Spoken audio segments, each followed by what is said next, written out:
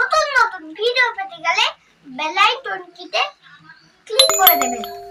Thanks for watching. Don't forget to subscribe করতে ভুলবেন না। ভালো থাকবেন, সুস্থ থাকবেন।